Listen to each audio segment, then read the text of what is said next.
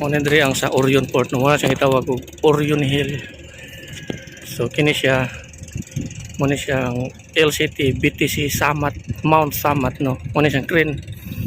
LCT na may crane no. So karga sa container. So mostly ani nila biyahe nila makita biyahe nila sa Cebu. So nakapit pa sila sa Eastern Line. Okay. Cebu sa San Miguel na siya.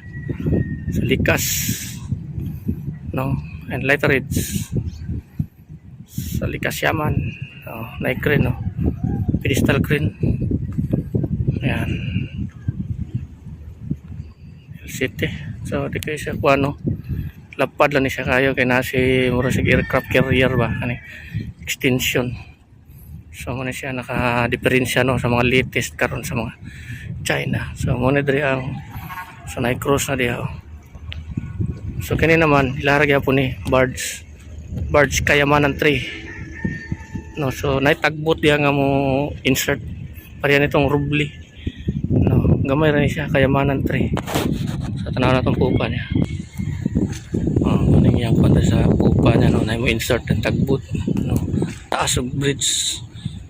So mo diri ang LCT mo Samat. So container lang karga ng mga SMC Shipping and Lightridge Corporation no, Mount Samat.